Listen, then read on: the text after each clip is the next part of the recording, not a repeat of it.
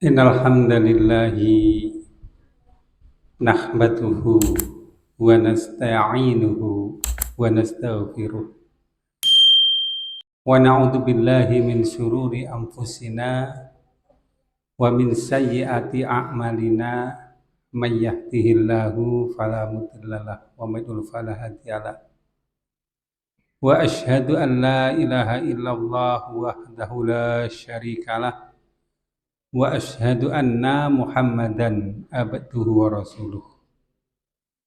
Ya ayyuhalladzina amanu taqullaha haqqa tuqatih wa la tamutunna illa wa antum muslimun. Allahumma shalli ala Muhammad wa ala alihi wa sahbihi wa man tabi'ahum bi ihsani ila yaumil qiyamah. Amma ba'd. Ikhwafiddin rahimakumullah.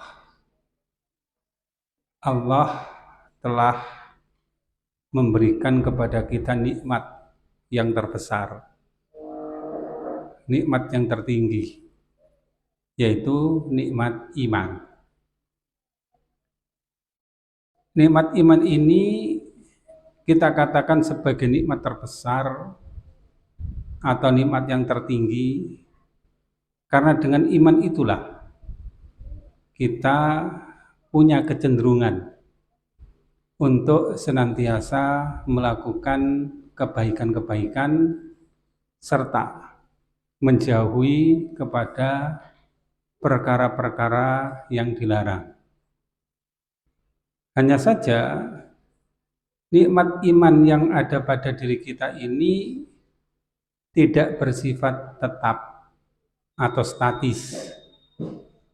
Dia bersifat labil. Kadang-kadang dia bertambah dan kadang-kadang dia berkurang. Sebagaimana yang telah dinyatakan oleh Bukhari di dalam kitab Shahihnya, al-imanu yazidu wa yanqus. Iman itu bertambah dan juga berkurang.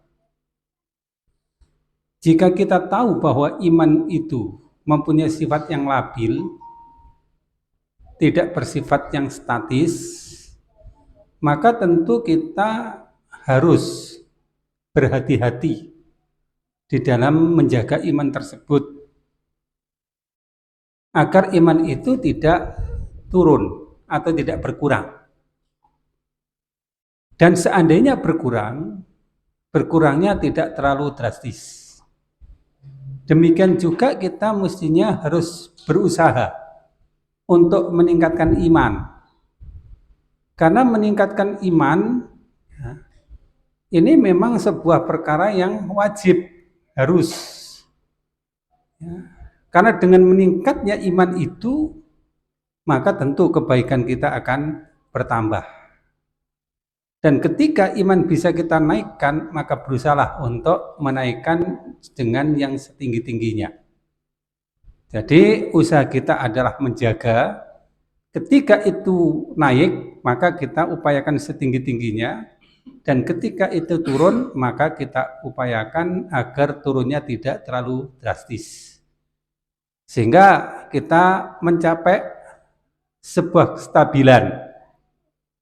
Walaupun tidak bisa benar-benar stabil, tetapi setidak-tidaknya punya kecenderungan untuk selalu meningkat atau selalu bertambah. Jika kita lihat pada keimanan para nabi dan keimanan para rasul, itu kita katakan bahwa iman mereka selalu bertambah. Kenapa iman mereka selalu bertambah? Karena ayat-ayat firman Allah yang turun kepada mereka itu memberikan kepada mereka bekal iman. Dan setiap ayat yang turun akan menambah iman mereka. Setiap ayat yang turun akan menambah iman mereka. Dengan semakin banyak ayat yang turun kepada mereka, maka iman mereka pun semakin meninggi. Maka kalau kita ambil pelajaran dari itu, maka sesungguhnya yang bisa meningkatkan iman itu salah satunya adalah ilmu. Nah, jadi kalau Rasulullah SAW itu mendapatkan ayat yang tidak sekaligus, tetapi beliau mendapatkan ayat yang bertahap. Ayat ini adalah ilmu. Dengan semakin banyak ayat yang turun kepada beliau, maka semakin banyak pula ilmu beliau dan semakin tinggi pula iman beliau. Maka demikian juga kita, semakin banyak kita menginternalisasikan ayat-ayat Allah, ilmu-ilmu itu, maka akan semakin meninggi pula iman kita. Karena iman itu memang dasarnya adalah ilmu. Dengan tanpa ilmu maka keimanan kita tidak akan pernah bertambah. Allah katakan, alam yakni lilladina amanu antaksya'a qulubuhum lidzikrillah. Belumkah datang waktunya bagi orang-orang yang beriman untuk tunduk hati-hati mereka mengingat kepada Allah. Wa manazzala minal haq, dan apa yang turun kepada mereka dari kebenaran ini. Wala yakunu kalladzina utul kitab, dan janganlah sebagaimana orang-orang yang telah diberi kitab min qablu dari sebelumnya. Fatala alaihimil amadu, maka ketika masa berlangsung panjang, fakosat qulubuhum, maka hati-hati mereka menjadi keras. Nah, ini gambarannya demikian. Nah, ini salah satu contoh ya, bagaimana iman itu bisa turun. Ahli kitab mendapatkan pelajaran dari para nabi, dari para rasul, dan mereka terima ajaran itu, maka mereka pun meningkat imannya. Ketika Nabi dan Rasul itu sudah wafat dan berlaku masa yang lebih lama, lebih panjang, maka keimanan mereka semakin turun, dan akhirnya mereka berubah dari keimanan menuju kepada kekufuran. Hati mereka yang semula lunak menerima ayat-ayat itu dengan keimanan, akhirnya mengeras dan akhirnya menolak keimanan tersebut. Maka ini gambaran bahwa ilmu itu menjadi salah satu faktor terpenting untuk meningkatkan iman tersebut.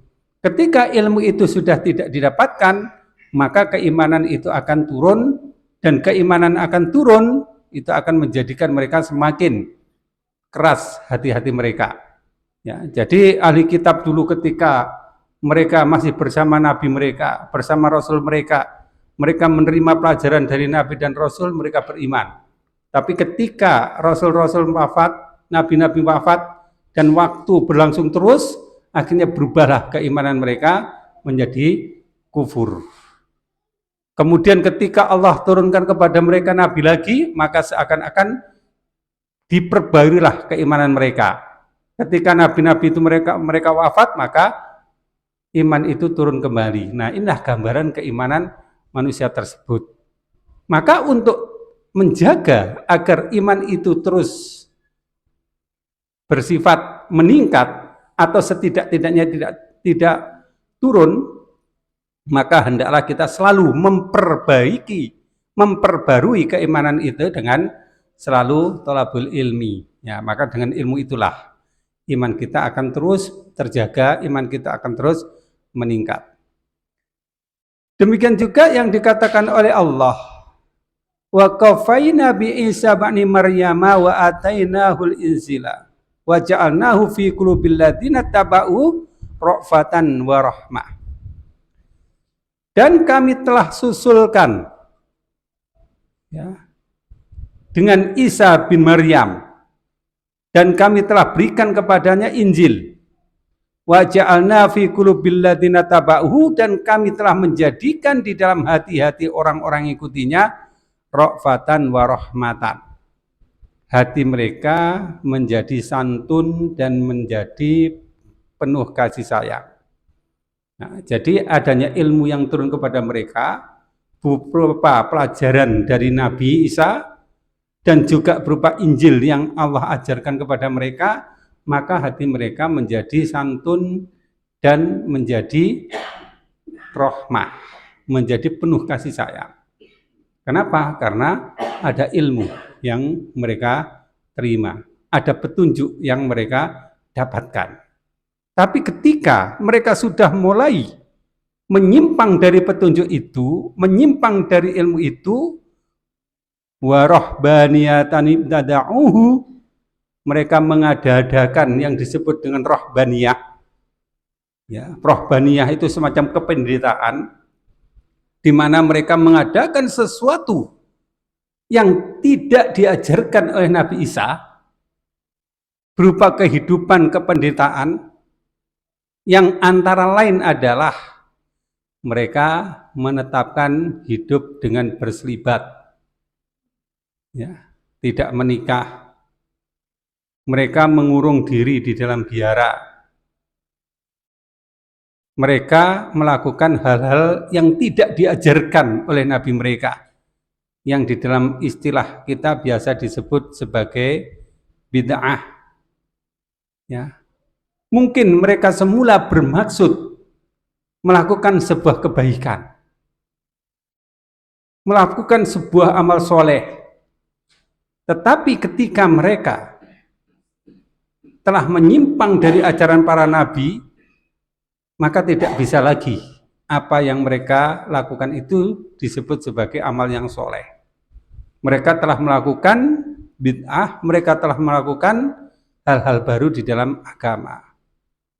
Apa jadinya setelah mereka melakukan kehidupan yang rahbaniyah tadi, yang tidak Allah tetapkan atas mereka, ya, yang mestinya mereka bisa menjaga keimanannya, bisa menjaga ketakwaannya, akhirnya berubah.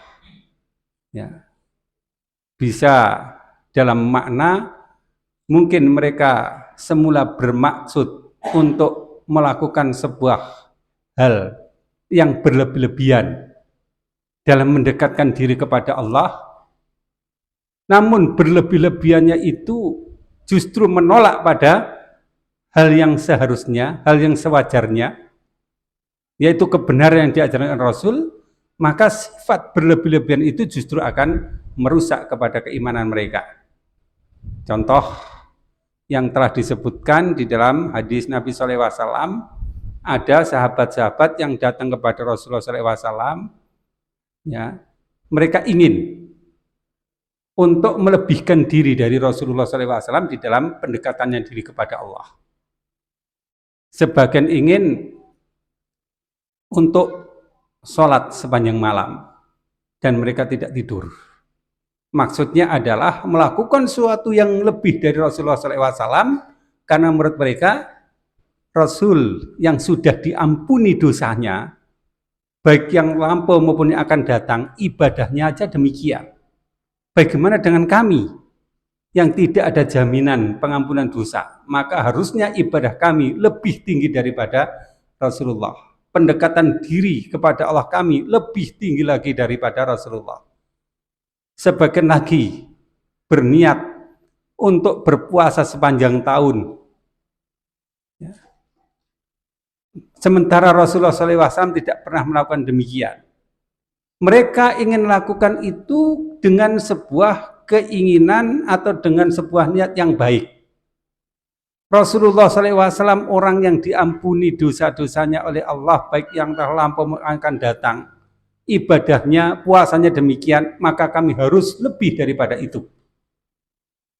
Sebagian lagi berkeinginan agar mereka tidak perlu menikah, menjalani hidup selibat. Karena apa? Dengan menikah akan mengganggu ibadah mereka. Nah, ini pernah dilakukan oleh sahabat-sahabat Rasulullah SAW. Dan ini yang juga terjadi pada umat Nabi Isa terdahulu, yaitu kehidupan rahbaniyatan ibtada'uhu ma katabna alaihim. Mereka melakukan kehidupan yang rahbaniyah, yang tidak kami tetapkan atas mereka, illa ibtigha'a ridwanillah, dan itu mereka lakukan untuk mendapatkan ridho dari Allah. mereka lakukan ingin meraih ridho Allah. Dengan apa? Dengan melebih-lebihkan diri di dalam beribadah dan akhirnya keluar dari jalur. Dengan keinginan untuk bersungguh-sungguh dalam beribadah, tetapi keluar dari ketentuan. Maka apa yang terjadi? Yang terjadi adalah fama ra'auha haqqan li ayatiha. Mereka tidak bisa memelihara ajaran itu dengan pemeliharaan yang semestinya. Nah, ini salah satu di antara yang membuat iman itu bukan justru meninggi, tetapi justru akan menjatuhkan iman itu pada bahkan titik yang terendah, yaitu berlebih-lebihan di dalam kita melakukan perbuatan-perbuatan yang kita anggap baik sehingga melewati pada batas-batas kewajaran. Nah, jadi fa'bidimakullah, kalau umat Nabi Isa telah melakukan yang demikian, dan tentu itu sudah keluar dari ajaran Nabi Isa, dan sebagian di antara sahabat-sahabat Rasulullah SAW juga ada yang pernah berkeinginan untuk melakukan yang sejenis itu, maka Rasulullah SAW pun melarang kepada mereka. Dan beliau katakan bahwa beliau adalah manusia biasa, yang mana beliau sebagaimana manusia biasa, ya sholat, ya tidur, ya puasa, ya buka. Dan beliau juga menikahi wanita. Maka akhirnya pun beliau mengatakan, faman robgiba an sunnati falisa minni. Maka barang siapa yang membenci pada sunnahku, maka dia bukan tergolong umatku. Nah, indah babinullah.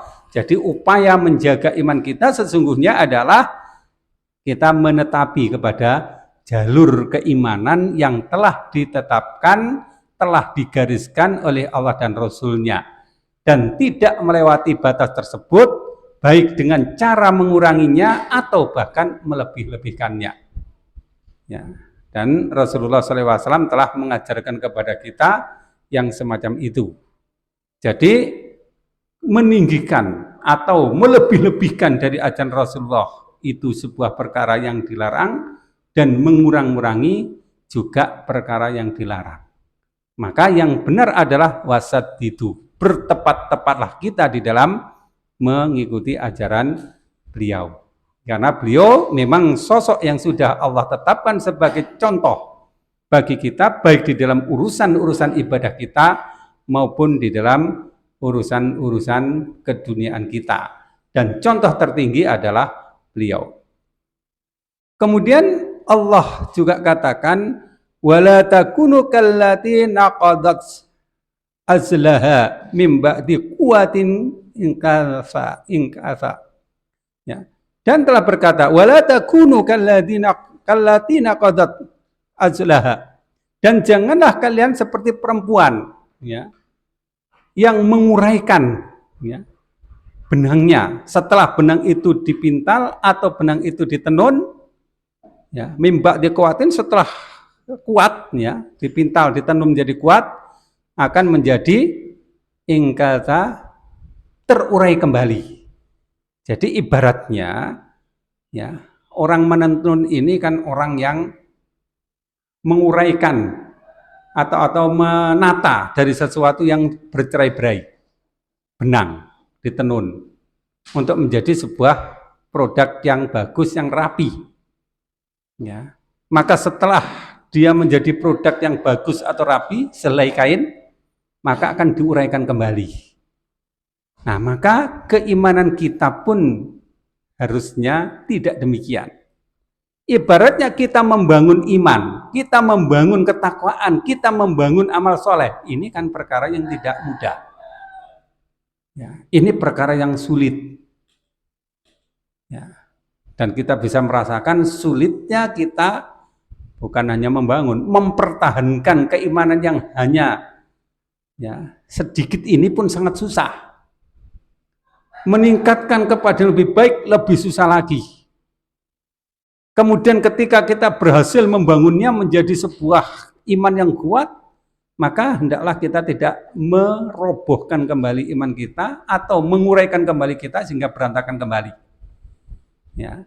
Nah, hendaklah kita tidak seperti wanita yang telah disebutkan di dalam Al-Quran tadi, yaitu orang yang menguraikan kembali ya, kain hasil pintalan atau tenunan dari benang-benang yang semula hanya selai-selai, kemudian menjadi lembaran kain, ya, kemudian ketika kain itu sudah bagus, sudah kuat, akhirnya diurai kembali. Nah, keimanan kita ini kita bangun dari ya hal-hal yang kecil, ya, mulai dari perkataan-perkataan yang sederhana, misalnya berupa kita menyatakan iman dengan kalimat syahadah. Kemudian kalimat tersebut kita perkuat dengan ya, bacaan-bacaan Al-Quran kita. Kita perkuat dengan dzikir-dzikir kalimat thayyibah. Kita perkuat dengan perkataan-perkataan baik ketika kita ya, berbicara dengan sesama manusia. Di dalam perbuatan pun juga demikian. Kita bangun iman kita dengan perbuatan-perbuatan berupa ibadah-ibadah. Kita tingkatkan kembali, tingkatkan lagi. Kita bangun lagi dengan perkara-perkara yang lain-lain, sehingga iman itu menjadi sebuah perkara yang kuat, sebuah perkara yang teguh di dalam diri kita. Maka ketika dia sudah teguh dalam diri kita, jangan lantas kita uraikan kembali sehingga berantakan kembali. Ibaratnya sebagai orang yang memintal kain tadi, ya, setelah kuat kemudian diurai kembali. Atau mungkin kita membangun sebuah bangunan, dimulai dari perkara yang paling kecil, menggali pondasi, membuat pondasi, kemudian ditata lagi sampai pada bangunan tinggi, kuat kokoh. Setelah tinggi kuat kokoh, kemudian kita hancurkan kembali. Maka tidak ada gunanya amal kita dari awal tadi. Dan ini bisa terjadi kapan saja dan terjadi pada siapa saja. Yang telah disebutkan oleh Allah di dalam ayat tadi adalah contoh manusia yang berlebih-lebihan di dalam mencari keridhaan Allah dengan melakukan sesuatu yang lebih dari yang diajarkan. Akhirnya dia tidak mampu untuk mempertahankannya dan akhirnya bangunan itu menjadi roboh. Ya. Maka di dalam banyak hadis disebutkan bagaimana Rasulullah SAW mencegah sahabat-sahabat yang ingin melakukan perbuatan secara berlebih-lebihan.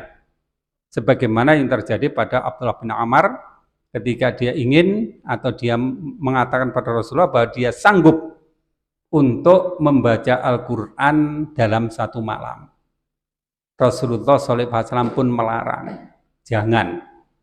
Cukup bagimu untuk menghatamkan di dalam 1 bulan. Dia katakan lagi, aku sanggup untuk melakukan yang lebih dari itu. Rasulullah beri keringanan. Cukup bagimu untuk menghatamkan dalam waktu 20 hari. Dia nawar lagi, aku sanggup untuk melakukannya lebih dari itu.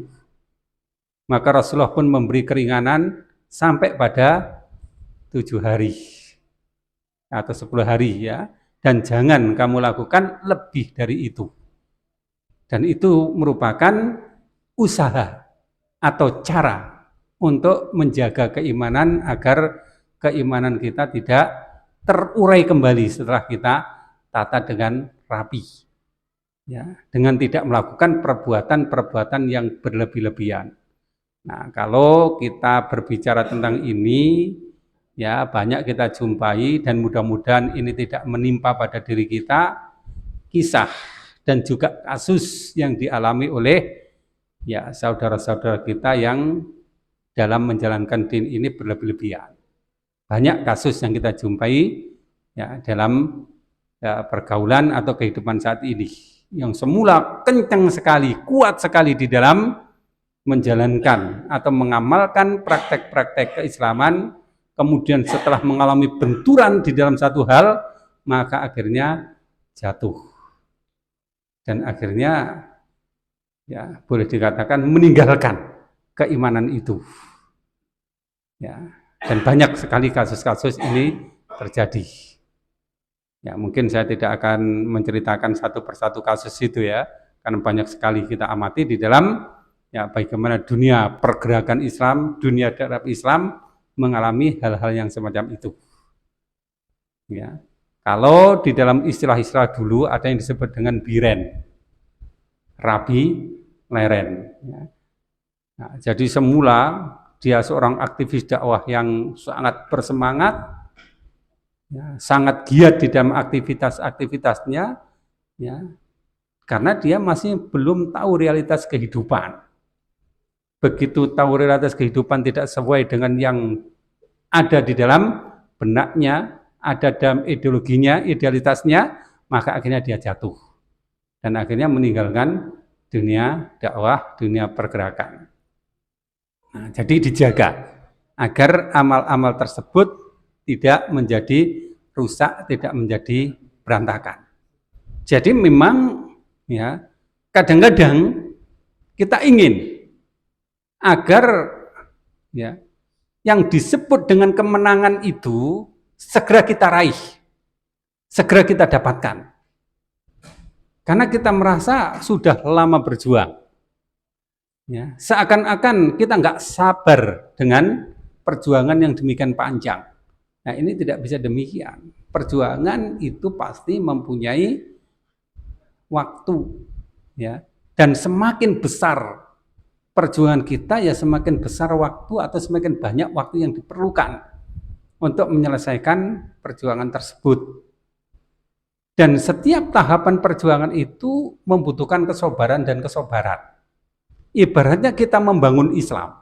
Bangunan Islam itu bukan bangunan kecil, seperti bangunan rumah kita, atau bangunan kampung kita, atau bahkan bangunan negara.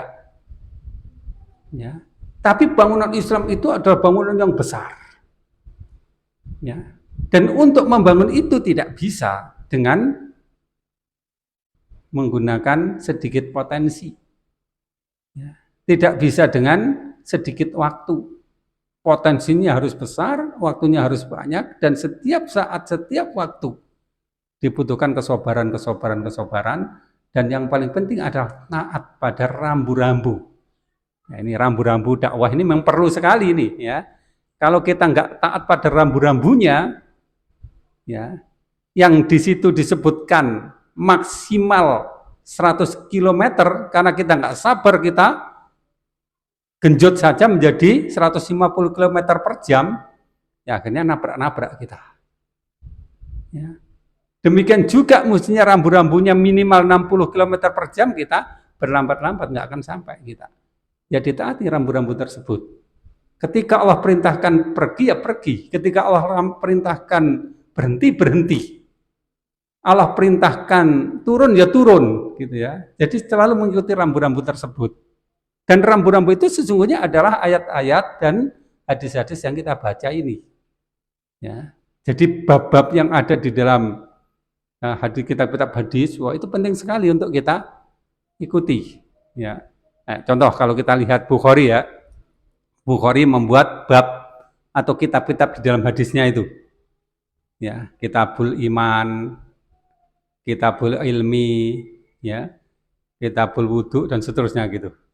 Jadi ini ada semacam ya urutan ya yang harus kita penuhi di situ.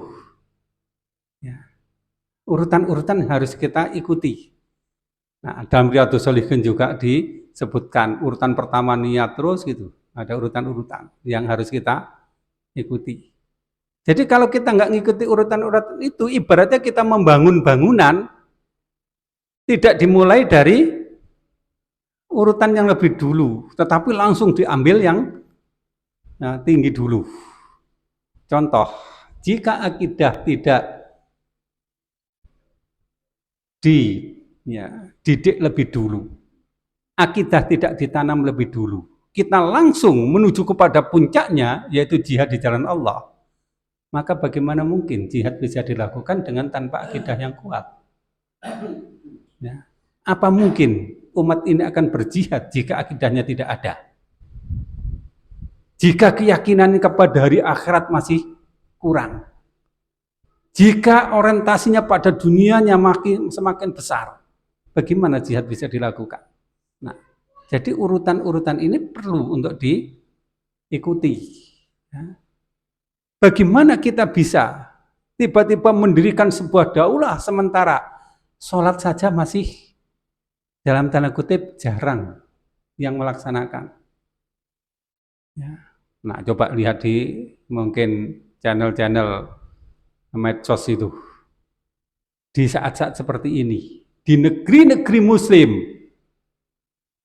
atau negeri-negeri di mana penduduk muslimnya banyak di situ. Ya, mungkin Turki, Indonesia. Nama sholat pun masih banyak yang tidak tahu itu. Nama sholat 5 waktu. Ya. Nama-nama sholatnya tidak tahu. Ya. Istilah-istilah di dalam syariah, ya, itu tidak ngerti mereka. Dan antum bisa lihat itu pada kebanyakan kasus yang ada. Banyak orang yang tidak paham, belum ngerti pada syariah ini. Tiba-tiba langsung kita ambil puncaknya ini. Ya nggak bisa, berantakan nantinya. Ya, akan berantakan. Ya ditata lebih dulu. Apa yang memang perlu jadi landasan, dibangun dulu. Tiang-tiangnya dibangun dulu. Baru setelah itu atasnya dan akhirnya puncak tertingginya itu. Nah, kalau nggak demikian akan jatuh, roboh. Ya. Mungkin kita ingat perjuangan Rasulullah SAW yang tidak singkat itu. Ya. Perjuangan Rasulullah SAW selama beliau menjadi seorang nabi dan rasul, berapa tahun itu? 13 tahun di Mekah, 10 tahun di Madinah, 23 tahun. Tapi apa perjuangan Rasulullah SAW bermula dari situ? Enggak. Beliau mencari kebenaran, mencari petunjuk kepada Allah sebelum diangkatnya beliau sebagai Nabi dan Rasul, sudah berlangsung lebih awal. Ya. Atau bahkan sepanjang hidup beliau memang adalah perjuangan beliau itu. Ya. Tidak singkat. Nah, kalau kita lihat kemenangannya saja, kok sepertinya gampang Rasulullah mendapat kemenangan. Kok demikian mudah Quraisy tunduk pada waktu Fathul Mekah. Bahkan hampir-hampir tidak ada perlawanan. Nah, kita nggak melihat bagaimana awal-awal dari perjuangan beliau. Nah, ini harus ditata. Ya. Mana yang didulukan, didulukan. Mana yang diakhirkan, diakhirkan. Nah, ada rambu-rambu yang harus kita patuhi di sini. Dan tidak bisa kita langsung ambil atasnya jatuh nantinya. Ya, mungkin kita punya keinginan seperti keinginan yang pernah ada pada Ahlul Kitab dulu, yaitu ibtigha ridwanillah, menginginkan keridhaan Allah. Kita ingin ridho Allah, kita ingin kemenangan Islam, tetapi kita tidak mampu memelihara dengan sebenarnya pemeliharaan, akhirnya jatuh. Nah, Allah juga katakan wa'bud rabbaka hatta ya'tiyakal yakin. Dan beribadahlah kamu kepada Rabbmu sampai datang kepadamu al-yakin. Apa al-yakin itu? Al-yakin itu para ulama memahami dengan al-maut. Beribadahlah kamu kepada Rabbmu sampai datang kematian. Jadi ibadah kita tidak berhenti sebelum kematian itu tiba. Dan bagaimana kita jaga ibadah ini sampai kematian itu menjemput kepada kita. Jangan sampai seperti ya istilah biren tadi, rabi leren. Nah, dulu ada judul buku yang bagus itu, judul bukunya itu adalah Yang Berguguran di Jalan Dakwah. Dan banyak sekali yang berguguran di jalan dakwah tersebut. Nah, itu banyak penyakit-penyakit yang membuat aktivis dakwah ini tidak mampu bertahan di dalam medan juang mereka. Yang salah satunya adalah sikap ya berlebih-lebihan tadi, kemudian ada sikap lagi sebenarnya istijal, tergesa-gesa.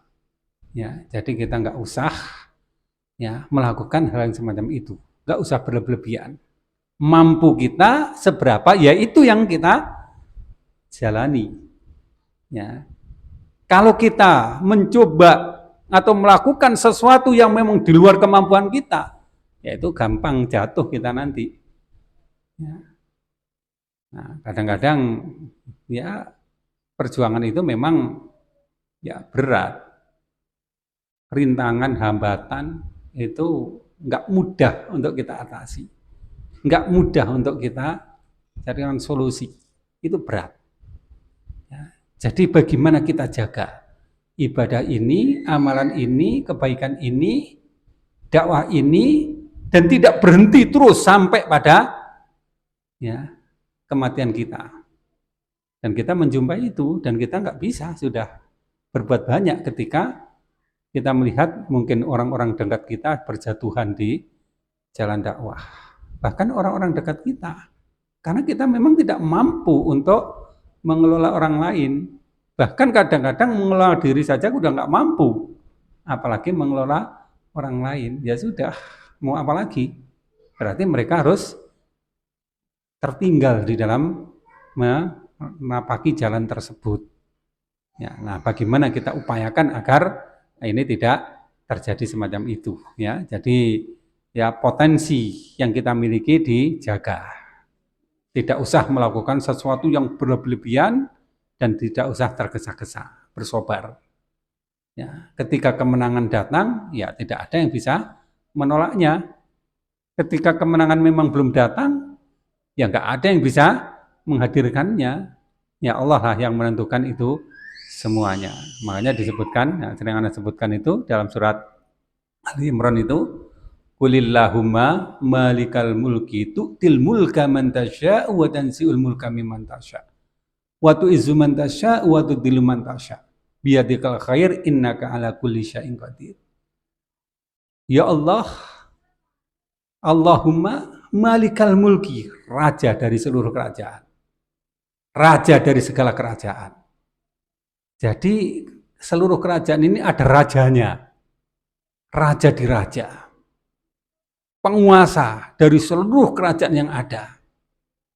Ya, malikal mulki. Ya. Mungkin kita berada di dalam satu kerajaan, ada rajanya lagi yang lebih tinggi. Mungkin di sana ada kerajaan lagi, ada raja yang lebih tinggi. Dan siapa raja tertinggi itu? Allah. Ya, raja dari seluruh kerajaan. Apa yang dikatakan oleh tentang kerajaan tersebut?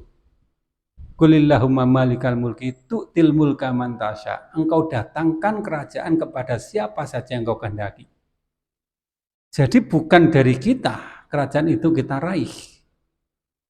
Bukan diberikan atau didatangkan oleh makhluk. Tapi Allah lah yang mendatangkan kerajaan kepada siapa saja yang Dia kehendaki. Ibaratnya di dalam hati kita ya nggak perlu menginginkan itu. Ya. Yang nggak menginginkan pun akan Allah datangkan ketika dia memang layak untuk mendapatkannya. Contoh siapa itu? Siapa? Tolut. Ya. Dia nggak menginginkan. Dia rakyat biasa. Bukan dari keturunan raja, bukan keturunan dari pemuka-pemuka Bani Israel. Tapi ketika dia punya kelayakan untuk menjadi seorang raja, Allah datangkan kerajaan padanya. Walaupun ditolak oleh pembesar-pembesar Bani Israel, ya nggak bisa. Allah sudah datangkan kerajaan padanya. Apakah Tolut berkeinginan untuk jadi raja? Tidak. Terbetik satu keinginan dalam dirinya untuk jadi raja. Tapi itu Allah mendatangkan kerajaan kepada siapa saja yang Dia kehendaki. Dan termasuk Allah datangkan kerajaan kepada orang-orang kafir, banyak orang kafir yang didatangkan oleh Allah kerajaan. Entah mereka menghendaki atau tidak, yang jelas Allah datangkan kerajaan kepada mereka. Dan itu nggak bisa dicegah. Ya. Nah makanya di dalam Islam kita tidak boleh untuk menginginkan jabatan, menginginkan kekuasaan. Ya, nanti akan kita bahas di kesempatan lain. Ya, itu kan kekuasaan, itu jabatan. Engkau datangkan kerajaan kepada siapa saja yang engkau hendaki. Dan engkau akan cabut kerajaan dari siapa saja yang engkau kehendaki. Ya. Engkau muliakan siapa saja yang engkau kehendaki dan engkau hinakan siapa saja yang engkau kehendaki. Di tanganmu lah segala kebaikan. Sehingga engkau adalah berkuasa atas segala sesuatu. Nah, dijaga. Jadi potensi kita, ya, sumber daya kita, semua yang ada pada kita dijaga. Agar amal kita itu bisa berlanjut terus. Ya, amal kita tidak terhenti. Hatta ya'tiyakal yakin. Sampai datangnya keyakinan itu ya sampai datangnya kematian. Ya, yang dicontohkan ya, di dalam ayat tadi ada kasus Bani Israel yang melebih-lebihkan diri di dalam beragama, melebih-lebihkan dari dalam beramal dengan maksud untuk mencari keridhaan Allah, tetapi justru mereka akan terjatuh kepada sebuah kesalahan. Ya. Nah, jadi